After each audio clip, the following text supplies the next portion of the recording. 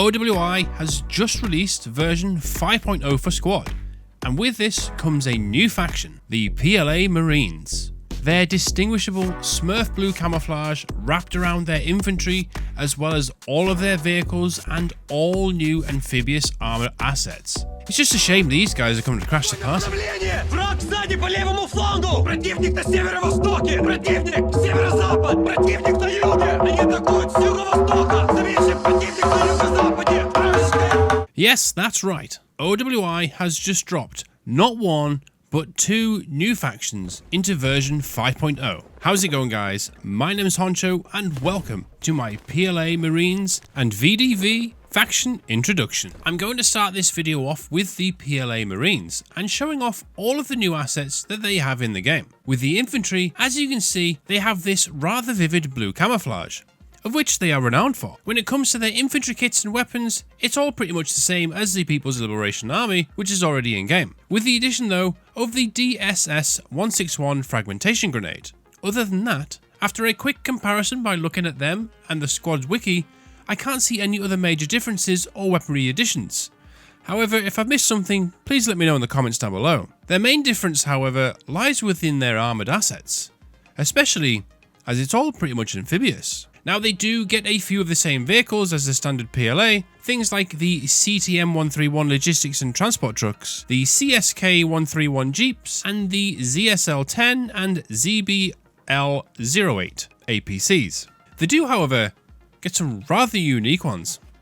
For starters, we have the ZTD-05 MGS. Basically, an amphibious tank.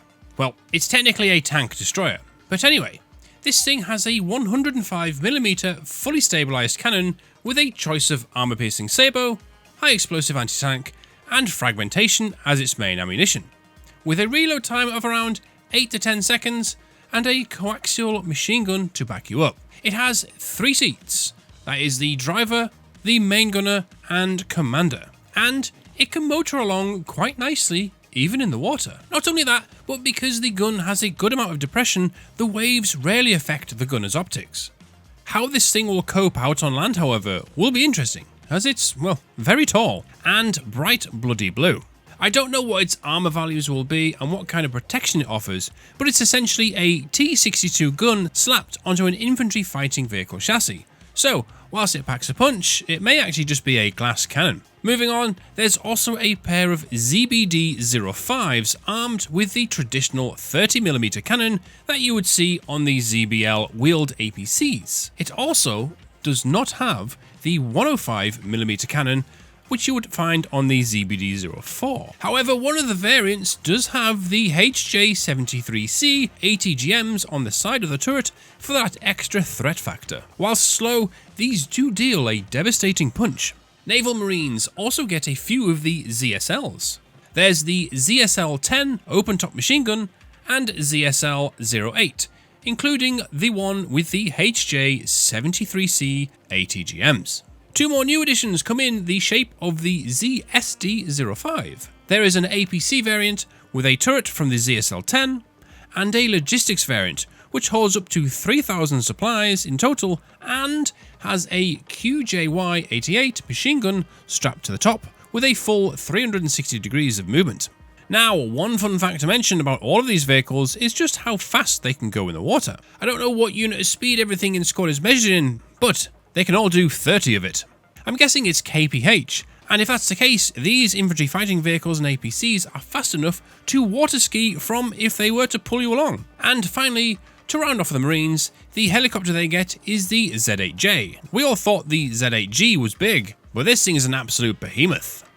A straight-up transport and logistics helicopter, this flying battle bus offers no open-door gunnery positions, but it is a super stable platform and very easy to fly. Now, it should be able to land in water like its real-life counterpart, but upon testing, it just sinks. Look, you've got to test these things, alright? Not going to lie though, this thing looks very similar to the SA-321 Super Frelon. Okay, that rounds off the PLA Naval Marine Corps. Now it's time to dive into the VDV. The Russian Airborne Forces, commonly known as the VDV, also has a heavy emphasis on its amphibious operations. Starting with infantry, they have some subtle camo differences, but most notably is the squad leader's blue beret and new character models. The standard issue rifle is the AK-12, which is chambered in 545x39 with a rate of fire of 650 rounds per minute and comes in a few different variations. When it comes to kits, the squad leader, or now known senior rifleman, gets the traditional 3 options, but all 3 gets the GP25 grenade launcher. The AK-12's irons can be ranged up to 800 meters and is a pretty clear iron sight to use. The red dot option comes with the all-new 1P87, which I personally think will be a great sight to use, especially in CQB situations. This cannot be ranged naturally, and the red is a little bit washed out, but other than that, it just looks fantastic. And the scoped kit comes with the standard 1P78, which I have grown to love within my time on squad.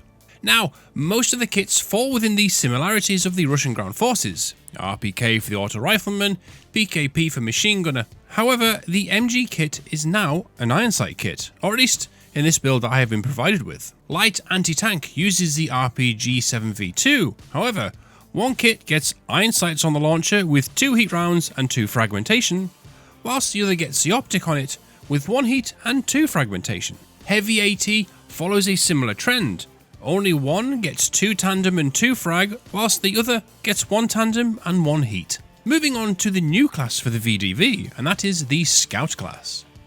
This uses the AS Val paired with the OKP7 optic. And this is the first standard issue weapon within squad that is suppressed. With a magazine capacity of 20 rounds and a rate of fire of 800 rounds per minute, this weapon will be particularly deadly in CQB situations or flanking maneuvers. Marksman has been replaced with a sniper kit, and that sees the trusty SVDM retired and replaced with the SV98M. And can I just take a second to show you how beautiful this model is? This will be a very formidable kit to come across. Bipod is deployed very quickly, and it has a pretty quick reload time. The scope has very strong magnification, and with a muzzle velocity of 820 rounds per second, this thing's gonna pack a punch. Okay, moving on to the vehicles now. Starting with the MGS, we have the Sprut SDM1. This comes armed with the exact same gun that the T-72B3 has, and uses the exact same ammo right down to the reflex guided missile. Command sight has a remote controlled PKT at your disposal with the same sight picture that you would see on the Tiger RWS. Again, this vehicle is fully amphibious, however it's painfully slow in the water, and the lack of depression really makes it a hard time for the gunner whilst dealing with the waves. Next up is the BMD-4 infantry fighting vehicle. Armed with a 30mm autocannon and a 100mm auto-loading cannon, this vehicle is very much like the ZBD-04 from the People's Liberation Army. This vehicle holds 3 crew and an additional 4 infantry. The 30mm is hard hitting, but also having 80 GMs at your disposal from that 100mm cannon is going to make this thing lethal. And to accompany this, we also have the BMD-1. This has an unstabilized 76mm gun, the same as the BMP-1. One thing it does have, which I can see people fighting for, is the 3rd and 4th seat gets a PKT coaxial machine gun to play with.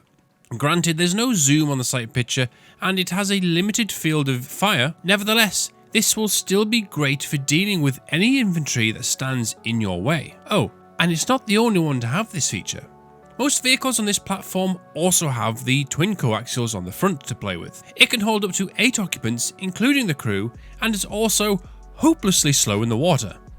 Now, the BTR-ZD is an incredibly unique vehicle and makes me wonder what the hell happened during its design process, and can I have some of what they were taking? It has a 23mm OFZT anti-air cannon. Underneath that is a cord machine gun, and I can already see a lot of people getting TK'd from this. Like the BMD-1, it has the twin forward-facing coaxials and can hold a full infantry squad. For general APCs, we have the BTR MDM and the BTR D series, which ranges from troop transports to logistics. The helicopter the VDV gets is the trusty Mi-8, but painted in this lovely charcoal grey paint.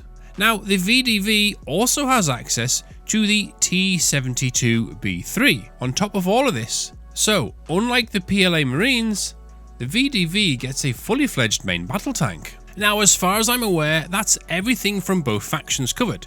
If I have missed something out, please let me know in the comments down below. To round things off, for this 5.0 update, it's worth mentioning that Naval got a little bit of an update, with the apartment buildings now having roof access, and RAS V7, which is a new layer, now has helicopters on it. And there we have it. These two new factions bring plenty of new toys to play with, and for those who want to hop in for the action and use them, my server, Dead on Dismount, will be focusing on both of these factions in this week's rotation. Link to join is down below. I just want to take a quick moment to thank you all for the support you've shown me over the past 14 months of making YouTube videos. I'm fast closing in on my goal of 20,000 for the year, but most noticeably is just how much you guys have been watching and enjoying my content. So as always, thank you all for watching. Don't forget to subscribe for more squad guides, gameplay and updates. Take care, and I'll catch you in my next video or my server.